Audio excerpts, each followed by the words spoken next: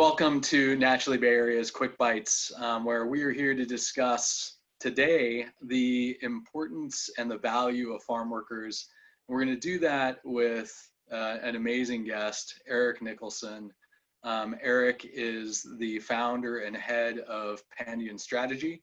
Erik's background and what brings him here is a lifetime and a career dedicated to advocating for farm workers' rights, for a more just and equitable labor supply chain, and ultimately, trying to bring together and push forward the food system and the world that we all work within.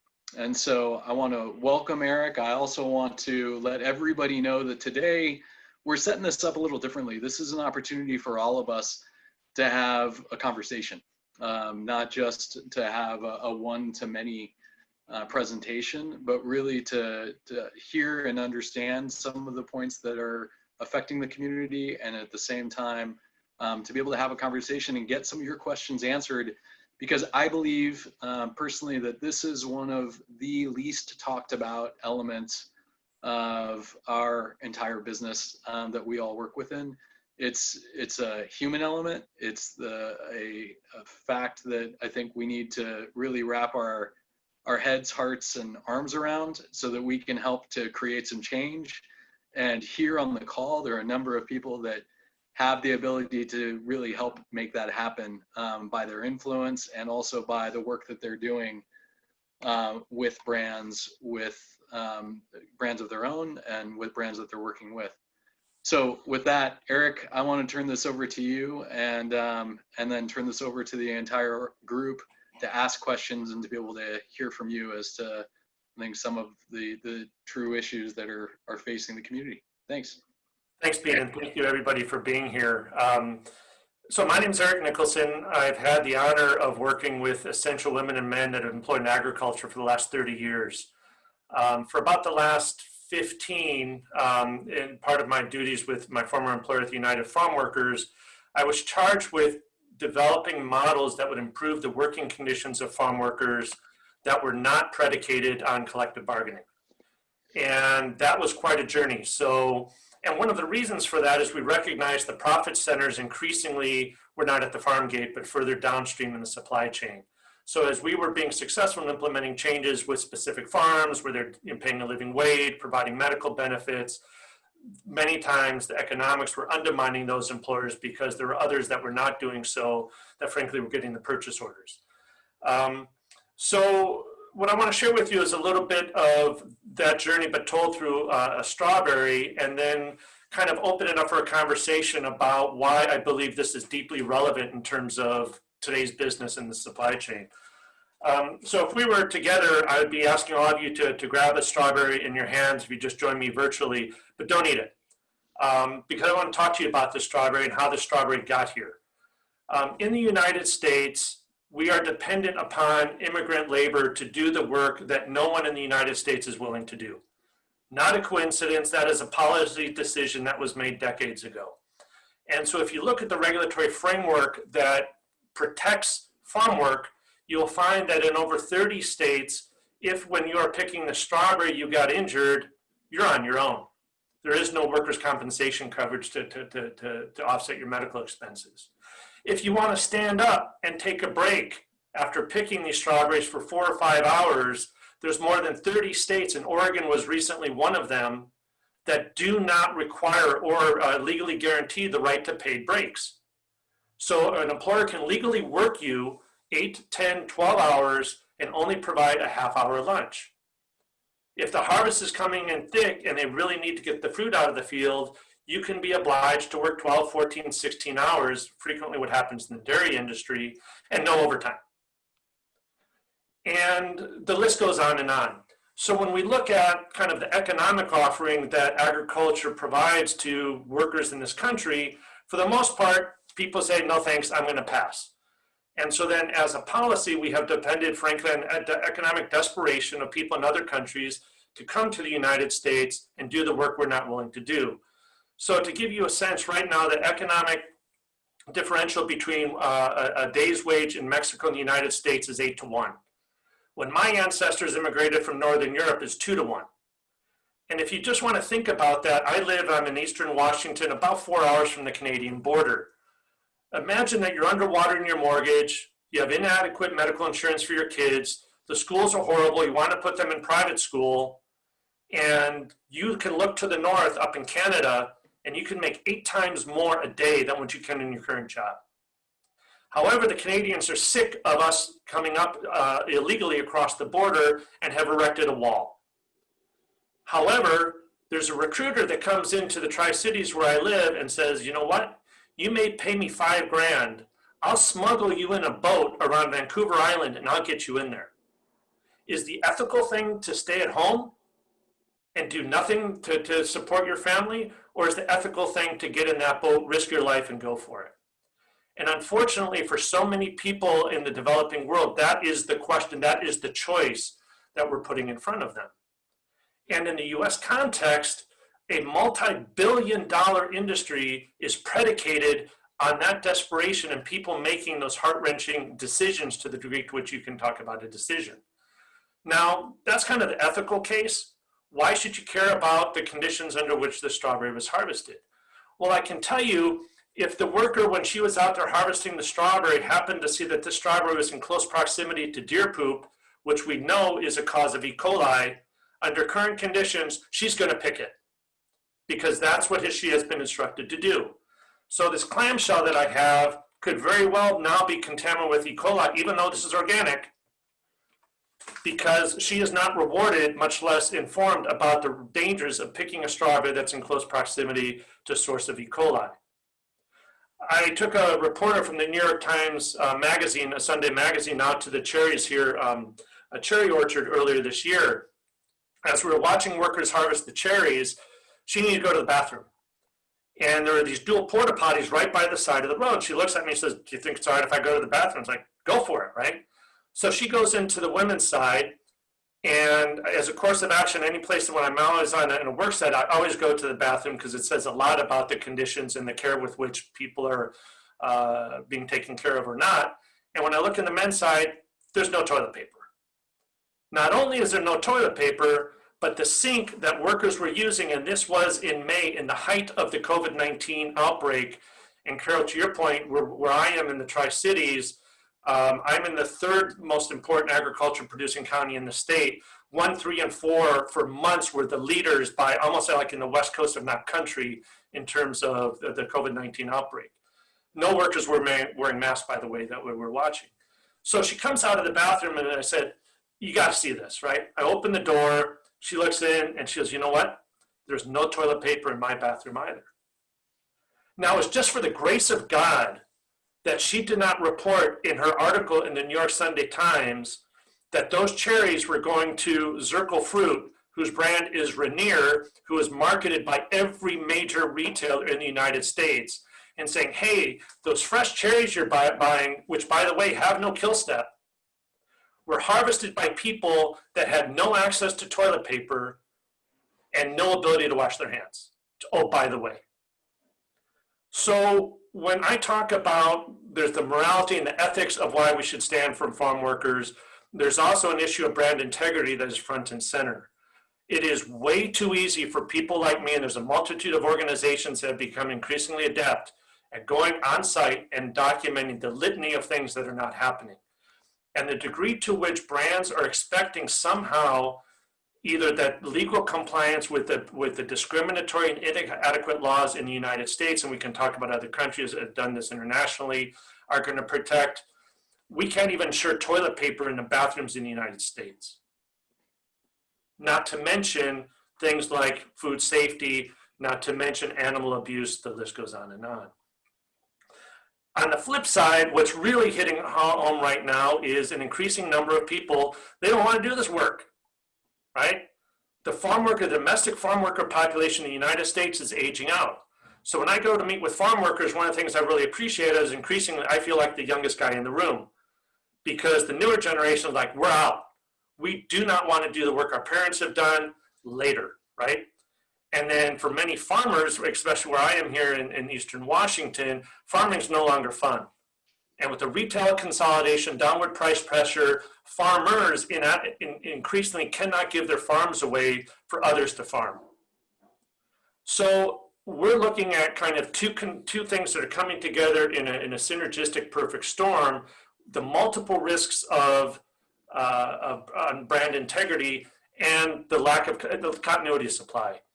Is that increasingly brands are getting shorted, retailers are being shorted because workers don't want to do the work. There's literally not people who want to do it. And the thing I'll leave you with is what is now happening, and what is most disconcerting after spending much of my life doing this. I can honestly say conditions on farms that are supplying US consumers, which by definition are global, are far worse today than when I started. And I'll say that because the incidence of debt peonage, of human trafficking has skyrocketed. Because there is a labor shortage, because people don't want to do this work, the recruiters, nefarious people have gotten involved in our industry and are now taking incredibly coercive measures to ensure that workers will stay and do the work under increasing threats. So we actually I was directing a forced labor program in the United Farmworkers.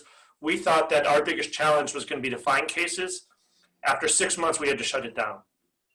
We identified the first forced labor case in the city of Fresno, right? And we had to mobilize the FBI with guns drawn to extract those 5 workers who were being held against their will in their employer's house. And those workers were being employed by a farm labor contract in farms all throughout the Central Valley. Many times, I would imagine, without the knowledge of the employer. But again, it's not rocket science. Rich Morosi did a great job for the LA Times connecting the dots of forced labor in plantations in northern Mexico and talking about Albertsons, Whole Foods, Costco that were implicated. Guardian did the same thing with the shrimp industry in Thailand. So for me, the call really is, and where I've so appreciated the conversation with Pete, we, as an advocate side, we do not have enough tools to address this. We need the supply chain to engage and really to figure out how, as an industry, do we coalesce to address what my East Coast friends call as a wicked problem that has of such complexity, does not have a single answer, but needs multiple experts from around the supply chain to be able to reconcile. So with that, I'll leave you with this and think about the strawberry. Erik, thank you very much. And you and I have had now hours worth of conversations on this topic, and it's essential. It's important that, to your point, I think that the entire supply chain engage, and that we understand that as brands, as business leaders, as individuals within the industry, we have the opportunity to help to create change. I suppose one very fundamental question I have for you, with a point that you've raised during this conversation, is I'm gonna center it on one component right now. Is why is the supply chain so in the dark or unaware, and why is it not being discussed? The issue of recruiters and the pathway that workers are taking to be able to find their ways to farms and to employment. It's a great question. I think part of it is the legacy of racism. Earlier this year, we supported about 20 workers at a local dairy that supplies a big dairy co-op, whose in aggregate, the employer stole, we estimate, about $1 million in wages owed. Think about that, wages owed. And we did a protest in Yakima in front of the lender because they're first in line in the bankruptcy proceedings to get the money, and the workers had been told they're about 15 years away from getting the wages that they had stolen from them paid. And we made the point that if any of us were to walk in that bank and steal $1 million, we'd go to jail, right? Yeah. This grower stole $1 million from Mexican workers and did so with impunity, right? No charges were forthcoming. One of the largest sweet cherry growers in the United States, one of the largest growers of Honeycrisp apples, got a farm named Gebbers, sent Juan Carlos Rincon, after he was symptomatic with COVID-19, to an empty labor camp to isolate. They left him there and he died. He never got medical attention. A month later, Earl Edwards, a Jamaican national, was also symptomatic, sent to the same camp, and guess what? He died too. Never got medical attention. So we actually had to appeal to the governor of the state of Washington to issue an emergency proclamation to require growers who house workers who are symptomatic on housing they control to provide medical attention. And a reporter asked me if I thought that was a victory, and I said, if ever this was an indictment of our industry and humanity, this is it. I mean, really? If I send my daughter to her room because she's symptomatic, oh my God, am I not going to check up on her? Am I not going to make sure she has medical attention? Because Mr. Edwards is from Jamaica and Juan Carlos was from Mexico, somehow it's okay and it passes, unnoticed. And that's willful negligence. That's murder. And the Gebbers are fine. So I think that plays out over and over and over again in what we see in terms of the racial divide. These are other people, they're immigrants, they're illegals, or whatever the terms are, as offensive as they may be, that impede people's ability to understand the true essential nature they have in our industry. And with COVID-19, it was a kind of a sick affirmation that after decades of all of us knowing without farm workers, we don't eat, just bottom line, and finally being determined as essential, now they're being sent out into harm's way without having to have masks. Or working, with the smoke we had up here where we had an AQI of over 500 and workers still working, no requirement for provision of PPE. So all of that to say, I think that comes back to what I would argue is the business case, the moral, the ethical obligation that we as an industry have to take the leadership, take responsibility, and make the change now. I think there's been no other time in my career when I think it's come to the light in a bigger way than it has over the recent months, right? As we've been dealing with, or maybe recent years, as we've been dealing with fires, as we've been dealing with the pandemic. And it's drawing out some very important issues and some heartbreaking points that you bring up. I suppose, can you give us an example of growers and or brands and companies that are doing a great job in this current moment and or over the past several years? And then, what can we learn from them? So of all of my grower friends, I don't think any of them would say that they've gotten to great yet. I think they're aspiring to do better. And what the conversation is in my world is that agriculture still lacks the fundamental systems and processes to ensure that the values, that the ownership, the value the market may have can actually be implemented. And so I know some really good people that, they've got probably, the operations I'm thinking of probably between $300 and $500 million gross revenue. So not like mom and pop shops, right? That struggle mightily to have their management structures be able to ensure that workers, as our state requires, get a clean mask every day. Just that degree of the rigidity of the hierarchical management structure we have in ag does not lead to an agile workforce. And so I'm going to go meet with this grower right after this call. He's a very devout Christian. And several years ago, he had a pretty egregious case of sexual assault happen in an orchard that he owns. And was just outraged, appalled, everything one can imagine goes with that. And then he said, all right, this is never going to happen again. And he did what he learned in business school, which is he sent out more managers, right? He increased his management ratio to workers, thinking, okay, I got this. Well, you know what happened? The number of sexual assaults increased, didn't decrease. Because now the manager's like, orderly, it's open season, it's on, right? And so he came back and said, we do not have the structures in place to actually enact in the fields, in the orchards, what we're aspiring to do. And part of the conversation I've been having with him and other organizations I've been supportive is because you're not engaging the workers as humans, as your equals, right? If we have a conversation with one another and we say, okay, how do we together resolve this? What are the structures and processes from the worker up that you could implement that would make sure sexual violence is no longer a thing in your orchards, and you get management to be responsive?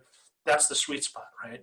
And so we've begun those conversations, and kind of, what we talk about is flipping the pyramid. Instead of, your top-down management, how do you get workers to be your eyes and ears to ensure compliance on an ongoing basis and have a fearless approach to raising these issues when they arise? And the flip side of that, all the latent efficiencies in the productive system. One of the things I'd encourage you to do is, for those of you that support, source agricultural products, ask any grower what their turnover rate is. And I want to be very specific. I am not talking about, I've had people working with me for generations. That's not a rate. I am talking about a 1 or 2 decimal point number, 3.4%, 5.6%. And that's the right person, that's the HR person, right?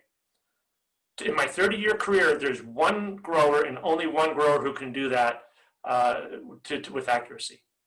The industry not even tracking that. That's amazing, because I can tell you that across the board, and I've listened to some folks that I respect a great deal, that in other capacities within companies that are growing and that are important to our industry, that those numbers can be not only spouted easily, but at the same time come with a number of other metrics tied to them, right? In terms of what that means, the value, and to the talent, and also to the growth of that company is oftentimes gauged against that, right?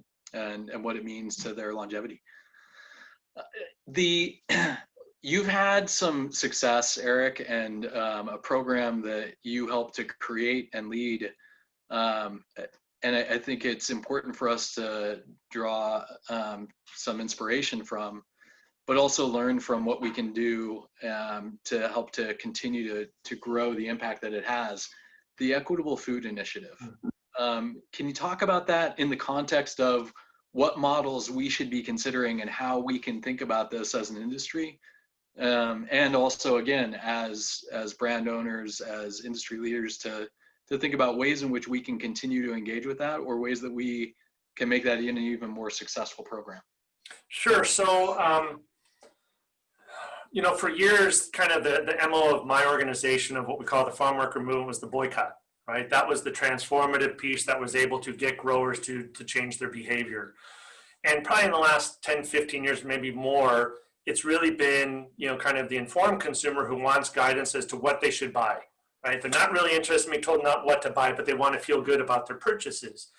And increasingly in the public presentations that I and my colleagues were doing, do the presentation, the hands would go up and say, tell me who to buy. And it's like, I got nothing, right? I just, got nothing. And then, in conversations with some of the big brands, some of the initial, partners of ours were Costco and the Bon Appetit Management Company, there was a conversation about they're tired of these flare-ups seemingly coming out of nowhere that my group and others would identify, where they previously thought, okay, as long as growers are compliant with the law, they're all good. And then when they realize that's inadequate, well, we need to set a higher bar. So I led the effort on behalf of the UFW. We partnered with Oxfam America in the early days and set out to establish a standard that would be impactful, not kind of a high bar like the AGP Agricultural Justice Project, which is righteous, but it's like, agriculture in heaven, but something that, could really be impactful. So what we also did was we changed the paradigm. Almost all the certifications, and I say this having been on the board of fair trade, I know the certification world in agriculture pretty well, that frankly treat farm workers like objects, right? That is the responsibility of others to make sure that they're not being mistreated. It's the responsibility of others to make sure that there's a community premium. And we said, no, this is ridiculous. And not only is it ridiculous, but let's look at the example I gave with the strawberry and E. coli. Food safety in agriculture is considered a management job. So you go onto a farm, you've got someone that's SQF certified or BSR certified, Global Gap. Never does that transcend to workers, right?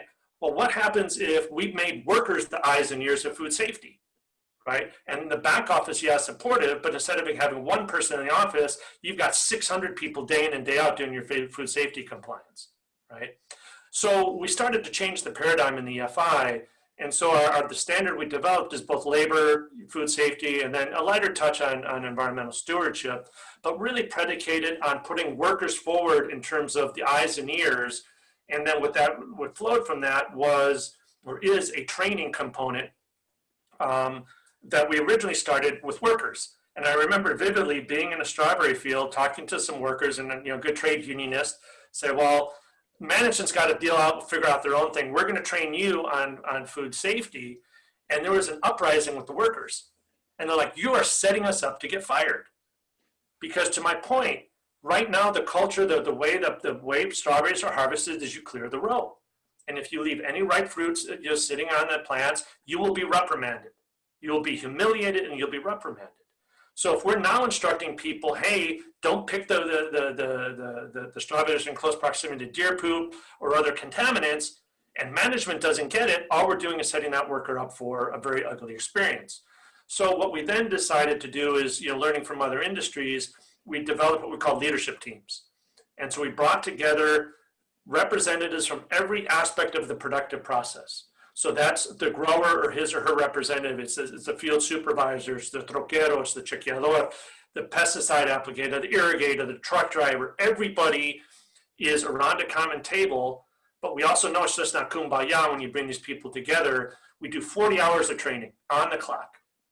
And we help people understand, how do you do issue resolution? How do you depersonalize? How do you work through these issues, problem solve, and come up with solutions? So it's no longer we're just going to bellyache about things. How do we create a culture of ongoing compliance and ideally continuous improvement? And so that is what is now the Equitable Food Initiative. I think in the two other punchlines to it, however, is that we also went to the retailers and said, okay, now we have these growers that are assuming additional costs. No one is doing 40 hours on the clock training in agriculture. Nobody. In fact, the terminology is that is called lost time, right? We need you retailers to give preferential buying options to those growers that are compliant because they are doing better, right? So what we talk about in our shorthand is the power of the PO. The PO should be following this good behavior, and not where it does currently. It's whoever has the lowest price point because they're engaged in egregious behavior, human trafficking, violating a law gets the PO. So that was one component.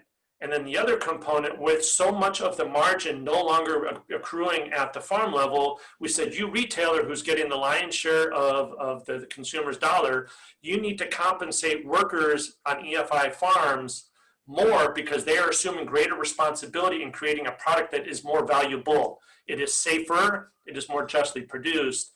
So to date, Costco, through direct pass-throughs, has paid workers over $10 million.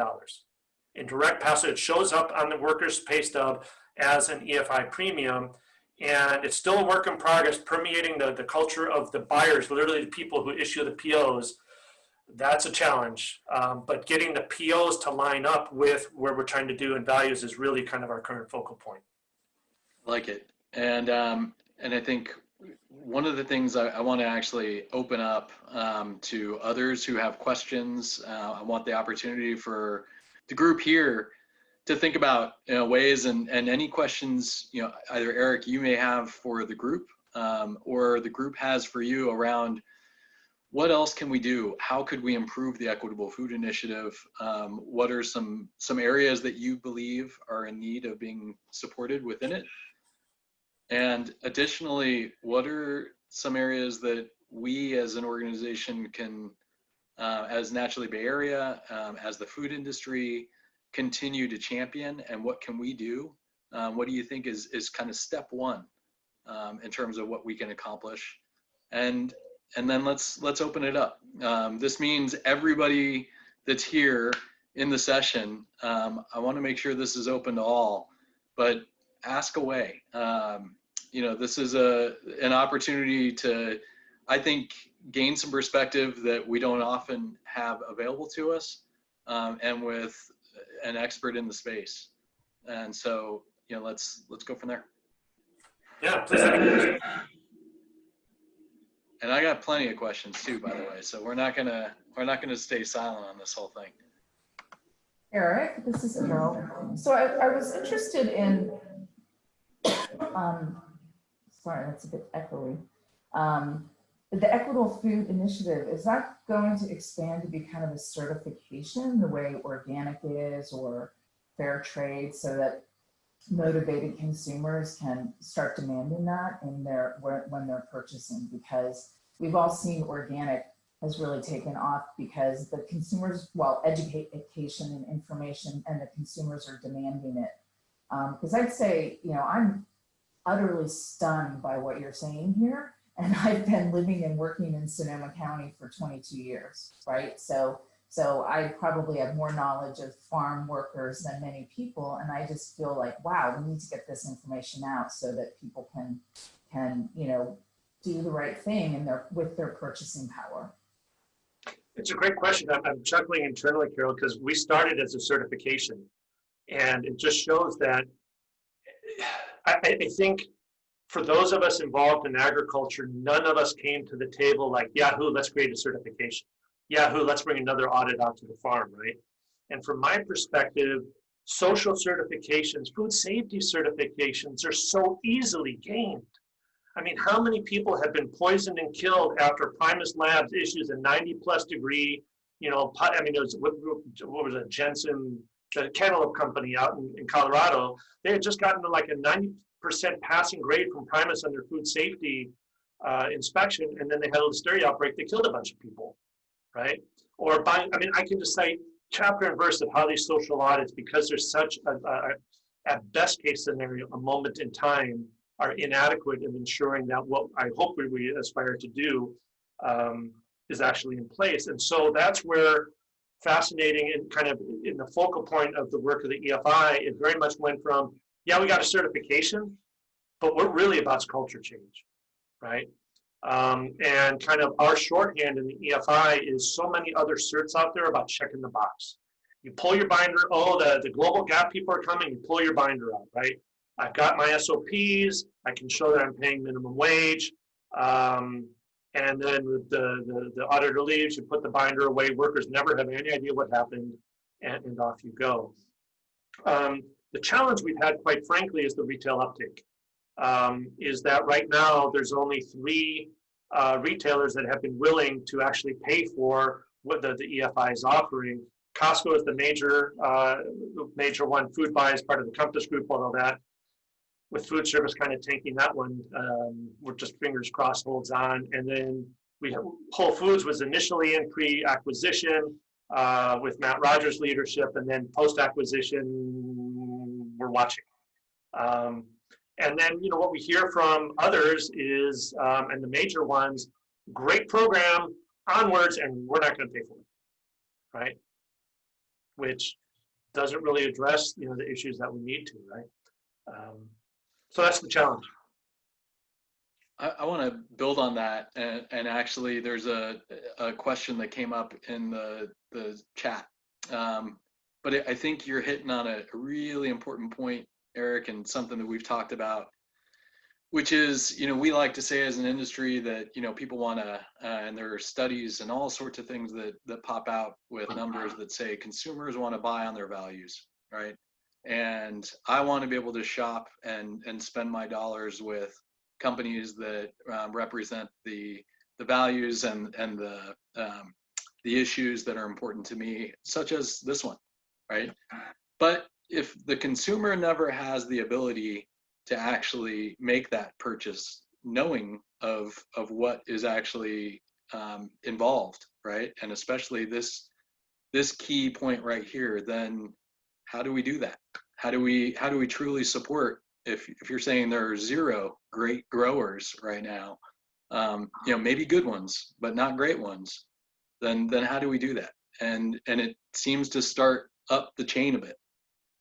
Yeah, I think there's a lot of awesome growers out there. The problem is the constraints they're in the supply chain, right? Is that, I'll give you an example. In the previous iteration, we were doing some work on recruiting, and I was meeting with some peach growers in western side of Colorado, and we were at that point facilitating guest workers being brought into the country in clean and ethical ways. And when we're meeting with the peach grower, he's like, man, this is awesome, love the program. And the cost per hour at that point was $13. right? And we had costed out. We knew exactly what compliance with the federal guest worker visa program was. He goes back to his office, comes back out almost in tears. And he's got the invoice from his current guest worker provider, and he said, look, this farm's been in my family for 4 generations. Look around the valley. We're all growing peaches. All of us are paying $9 an hour. For the guest workers, we're all sourcing from the same source. Based on what you told me, there is absolutely no way workers are not being extorted and is subjected to horrible things in order for me to get a $9 price point. And now my decision is, do I live by my ethics and assume an additional $4 of cost that nobody in the supply chain will recognize, and in doing so probably go out of business and lose my farm, or sacrifice my values and continue with the status quo? And not surprisingly, he chose the latter, right? So I think, one of the things that I struggle with, Pete, and kind of earn the wrath of the CEO of Fair Trade repeatedly, I'm not a big fan of consumer choice. I've spent 30 years talking to workers. My organization has spent 60 years trying to educate consumers about the importance of caring about farm workers. And the reality is a lot of people don't. The question I have, do you think it's not care, or do you think it's not made aware? No, yeah. I think it's a combination. But I think where I put more of the responsibility and where I would push back, at the Board of Fair Trade, and then with retailers, why do I, as the consumer, currently have a choice to buy chocolate that has a high probability of being produced either through slave labor or children? Why am I being offered that choice as a consumer? Because I am, right? That our aspiration in the EFI is that to a certain degree, we take that degree of consumer choice off the table, right? So you have an opportunity right now with EFI product is that all growers are required to provide workers' comp insurance and paid breaks.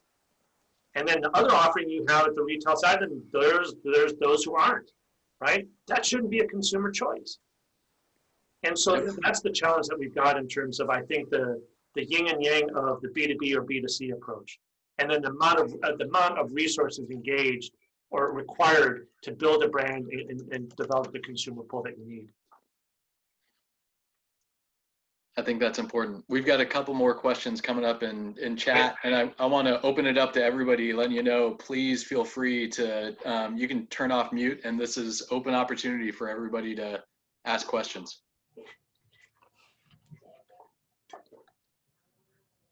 Hey, Eric, I got 2. Having gone head to head with Paul Rice, probably more than you on similar issues, and having had that power of the PO for many years, and still trying to keep a bit of that in my wheelhouse, I have a couple questions.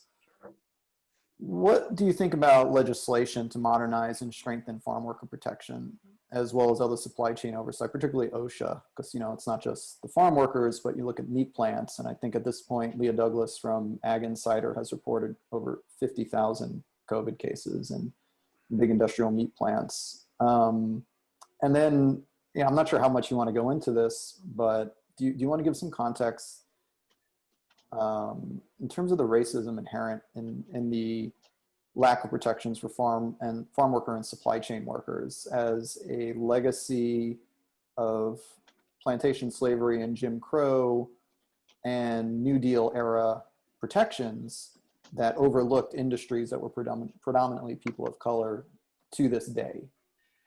I think it's a great question, and thank you for raising that. And let me start with the latter because it builds into your first question.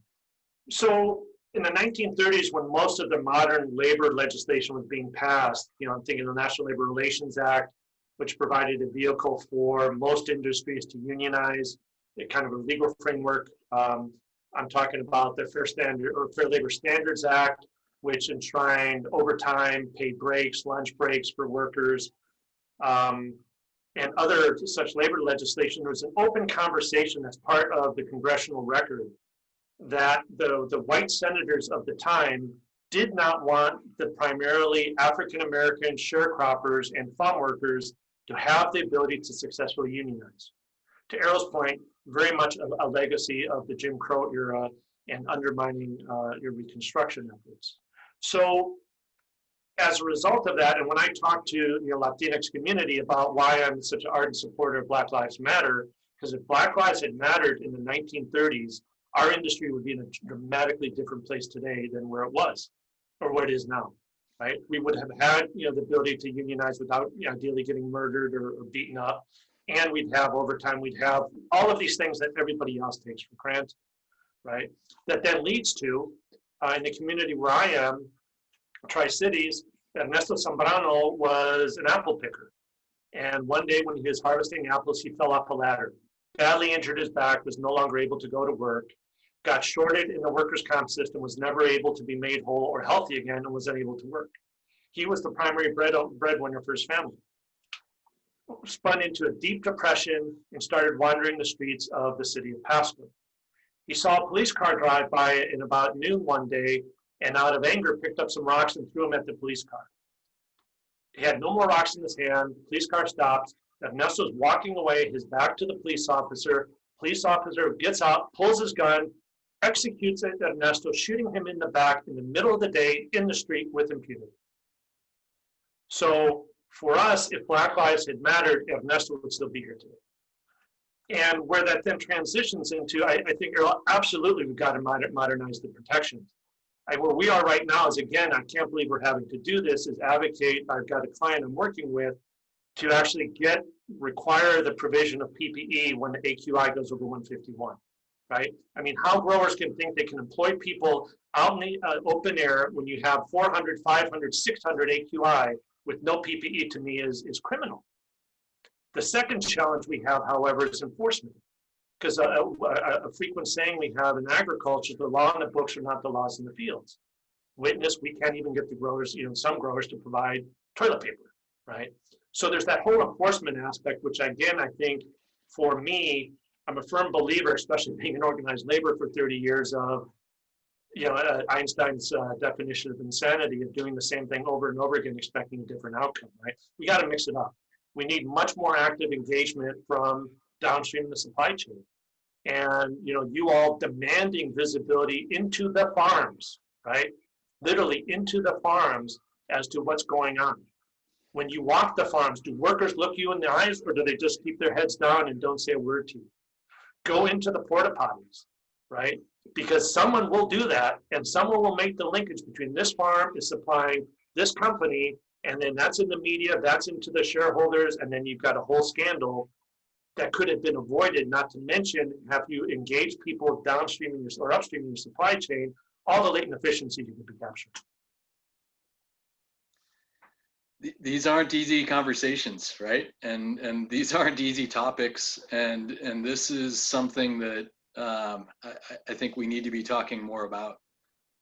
Errol, thank you for bringing that forward. And Erik, thank you for the very informed background and the important perspective.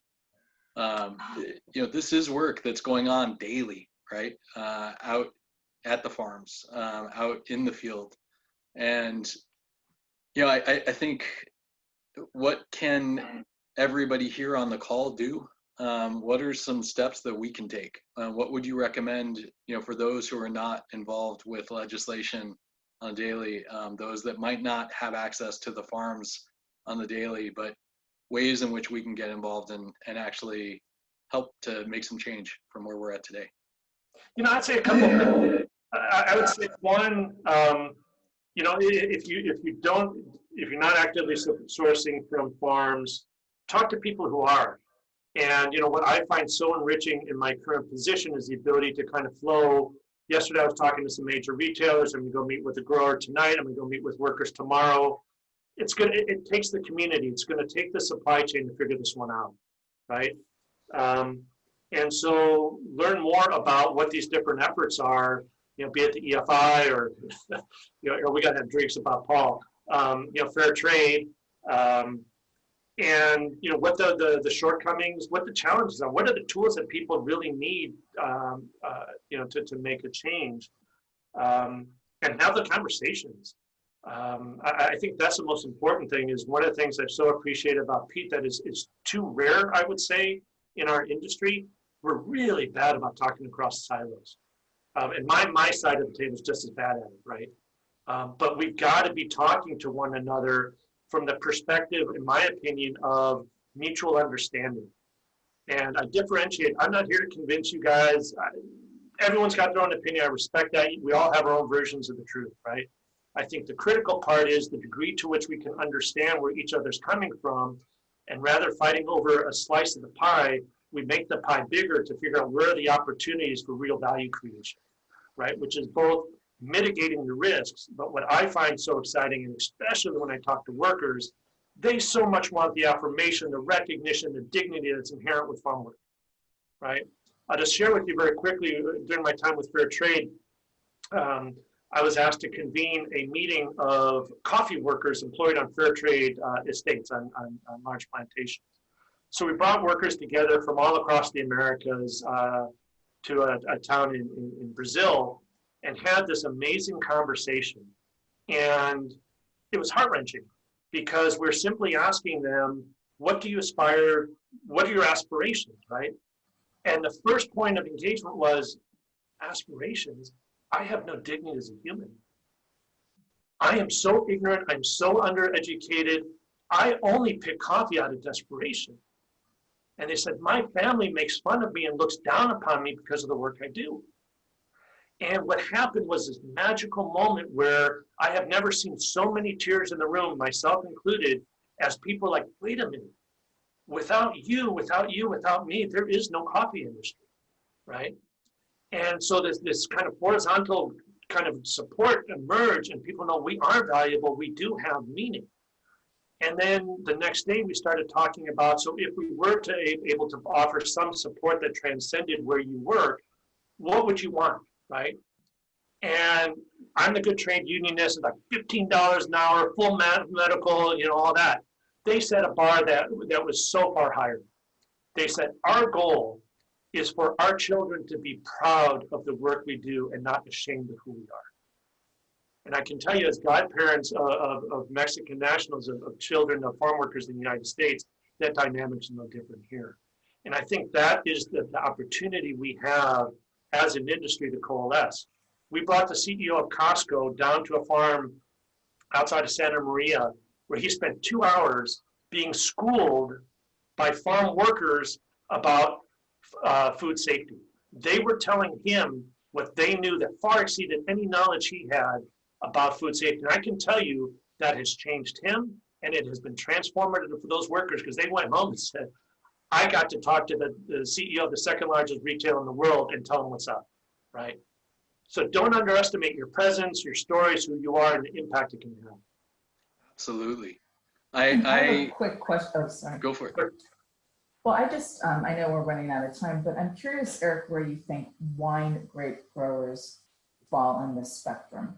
And do you think that all those same issues are present in the primarily West Coast wine industry? The short answer is yes. What I found is that, so we're surrounded by like 200 wineries where I am, and I love it dearly, is that you'll have a kind of a permanent crew that is a handful of people, maybe 5, 6, 10, depending on the acreage, and it's supplemented by your pruning crew, by your harvest crew, maybe your, I don't know the term in English, when they pull the leaves off around the grapes prior to ripening. That's where the liability is. Those farm labor contractors in the farm worker world are renowned for human trafficking. They're renowned for wage theft, for gender violence, and substandard housing conditions, on and on and on and on. It is the aspiration of most farm workers not to have to work with what we call in Spanish a contratista. And I think, unfortunately, so many growers have no visibility beyond that contractor, that person. They have no idea what is going on under the, beneath the surface. So I think, and we've seen, there have been cases. There was a winery here implicated in a human trafficking situation because of the use of an FLC. And I know of a couple in California, more in the Central Valley, but it's on the coast. Thank you. It sounds like it's pretty much it's not discriminating in terms of the portion of the industry and or the crop grown. It's just if it needs to be picked. It's a $1 million industry. No one is watching. And just if you want to fact check me, the next time you ever have an opportunity to go to Mexico, to a sending community, a small rural community in Mexico, And you're going to do that at the risk of being laughed out of the community. Just when you're in the church, in the gathering, just ask for a show of hands. How many people have traveled to the United States without having to pay any fees? People will burst out laughing. It's like, that is one of the dumbest questions anybody has ever asked. It doesn't happen. It does not happen, right? And people in Mexico aren't watching it. The US government's not watching it. No one's watching it here. And it's so easy to be coercive and compel people that if you speak out, we're going to execute your family in Mexico, game over, right? This absolutely. I have the benefit of having had some very intimate conversations with my wife, whose family, were farm workers early on in their stage of coming over from Mexico to the United States, working in the Central Valley, and some stories of pride and some stories of disgust with where the industry is at and the way in which the farm workers are not valued, right? There was and I have listened to stories also of coyotes that helped them come across, right? And the entire family. And there are some realities to what takes place, right? And then also to the opportunities that exist here, which draw individuals to come to the US, as you've highlighted. I think one of the things I'd like to leave everybody with, because we're talking about the importance and the value of farm workers, and it was a quote, and I mentioned this to you the other day that I thought was important within that New York Times magazine article, which is, we're dealing with the NFL of pickers when we talk about this. We're dealing with pros, absolute, all-stars when you start to get out into the fields and watch the speed at which they are able to pick, the care with which they're able to do it, and also, to your point, even the knowledge that they have of the crops and or of food safety and other issues that are related to integrity of our supply chain and just to the work that they do. And so, can you help us just help everybody understand that true value and as people, as workers, and as to what the farm worker represents here and why we should really take notice and start asking questions? Yeah, the last thing I'll say, to that point, I'm just looking at this clamshell, right? In the retail world, and I don't know the CPG world as well, shrink is a huge issue, your D&D, right? And one overripe strawberry in this clamshell will result in this entire clamshell being thrown out because the mold will grow on that one overripe, and it's huge loss. It's the most expensive way, and you know than I do, to lose money, right? And if you had truly professional farm workers, and that's really one of the initiatives I feel passionate about, is changing the whole paradigm of how we look at agricultural work to looking at agricultural professionals, right? They're not farm workers. I hate the word in Spanish, jornaleros or jornaleras that they use in Mexico. No, these are professionals. And if you had professionals that understood that every strawberry should have the exact same degree of maturity, that should never be picked in close proximity to deer poop, and that worker was upheld and celebrated because of her ability, not to mention field packing these in amazing ways with incredible speed, and be recognized as such, who wouldn't want those, right? The problem we're having is that what we're hearing from the major retailers, yeah, we want it, but we're not willing to pay for it, right? And that's where we need these new alliances of the willing to say, no, right? We're going to organize farm workers, we're going to organize growers, we're going to organize those retailers. They're going to get the good product, and those who aren't, nope, right? Yep. I think that's where we're going to be left, is that this is what will be available to brands that want to stand for something, for companies that want to stand for something. And when we talk about it's the quality that's inside the package, or it's the quality that's being served up to the shopper or to the consumer, that starts at the point that it's being picked. And that starts with an appreciation for all the individuals that are involved down to the farm.